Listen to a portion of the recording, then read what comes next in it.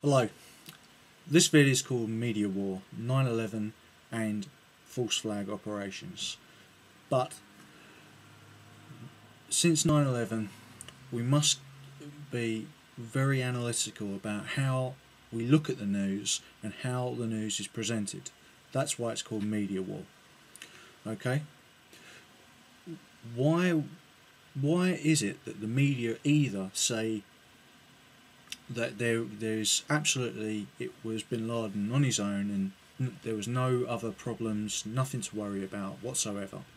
Okay, we just got to get this one guy. Okay, that's all it is. Alright, and on the other hand, I'm not going to say the name of the site because I don't want to give it any more credibility or sucker rather than it's already getting. There are other people who say, oh, there's this massive conspiracy and that there's all these people and they're all in it together against us.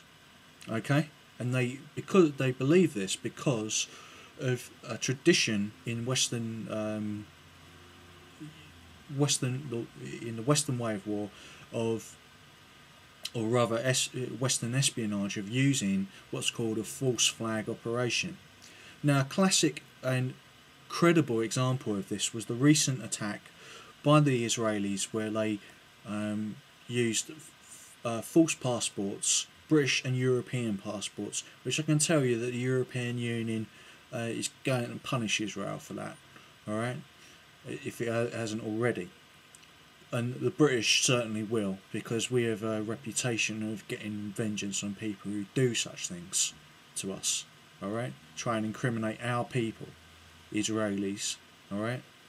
Let the 50 centers and trolling begin, as they did when I said about that there should be peace in the Middle East. I got 52 threatening emails from certain people in Israel who thought that, in their words, the Europeans and British should stay the fuck out of our business.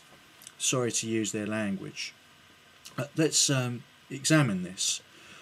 Why is it that there is a certain groups of people in this country and in others who want to subvert both nationalist movements and movements who are talking about the way that people do terrorism? Okay, and I'll use the so-called truth movement, alright, as an example. There is also movements in Britain called BNP and the UKIP, and the same people, the same kinds of people, who in Britain we call Thatcherites. In America you call neocons and Israeli firsters. I think that broadly takes the idea. They want to subvert nationalist movements because they want to bring it back in the sort of Thatcherite economic policies. If you look up Margaret Thatcher, alright, then you'll see what I mean. I mean, she destroyed the unions and got into power simply so her and her friends could rob out people's pensions and destroy the country. They sold off all of our and outsourced most of our industry to China. Okay, and while they said they were anti-communist, they were selling arms and money, giving money to the ANC, who have now become the government of South Africa and now are trying to wipe out, their sympathisers are trying to wipe out the white population of South Africa. So those are those people. But then we come to the false flag thing, and in the title it says double false flag. Now the Binladens are probably the sixth most powerful terrorist family in the world, or business family in the world. They are far more powerful than Bush or Cheney. Okay, Bush or Cheney saw the post 9/11 world as a way to get what they wanted. The Bush family is on the edge of being quite a powerful family, but they are still politicians and they still see the world through votes and economic policies. Okay, and of course Bush's whole persona is of not being that bright. But Saddam tried to kill his father. Okay, that is a recorded assassination attempt by Saddam. So Saddam and Bush family have a big beef with one another. He saw Iraq through the terms of winning an election getting extra economic power through getting the oil, and his vendetta against Saddam Hussein. Okay, that was all he was thinking about even before 9/11. Okay, that's recorded fact. Okay, now the Bin Laden families do terrorism for a simple reason, that they get an egotistical kick out of doing evil.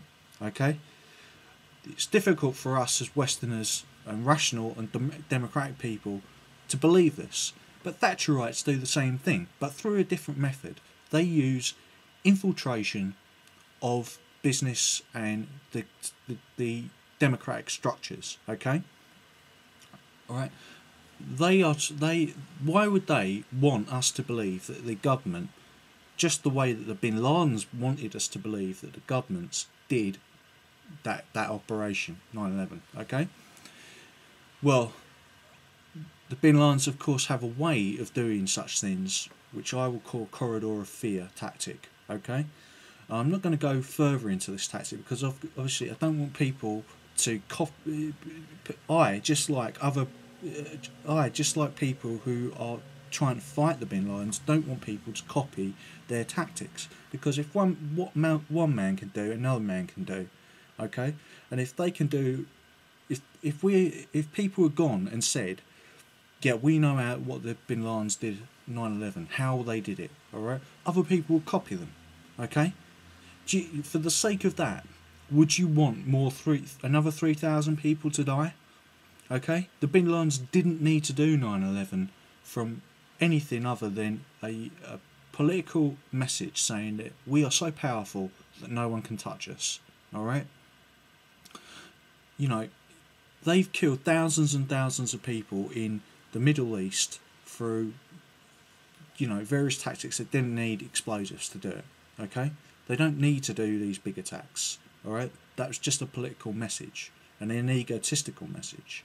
And as I said in Hierarchy of War, Bin Laden's Evil Bastards, alright, check that vid out. There is a hierarchy, there is a neo-feudalist system with various families fighting each other. Okay, and the Bin Ladens and the Saudi crime families are two of those families. Okay, now the Bin Ladens, by doing 9/11, outed themselves out of the political and media protection that system gave them.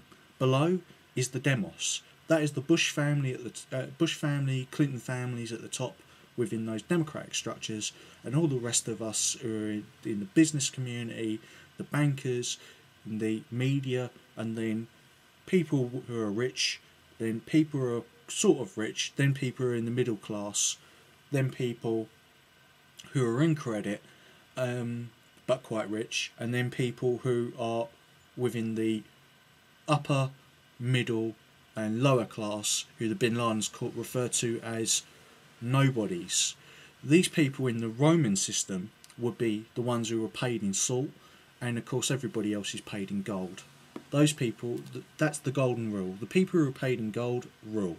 Okay, because they can get weapons, they can get the fanatical and insane people to go and put pressure on those. So it's not central bankers. Central bankers and politicians do not have private armies. Okay, now you can say, of course, Blackwater, but Blackwater is a private company. Okay, but they work within the US constitutional framework that gives marks of reprisal.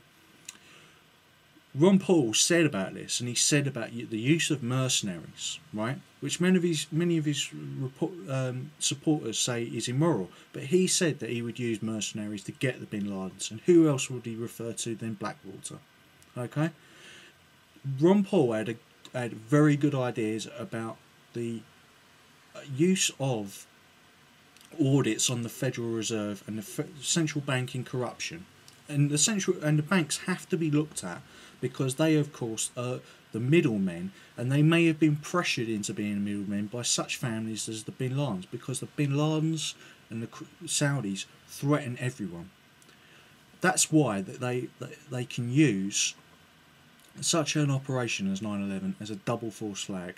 They did the operation, and then they tried to make it look like the American government did it. Why? Because just like Thatcherites, they want a decapitation strategy. Thatcherites want to subvert the government, and so do the Bin Ladens. Stay tuned for part 2.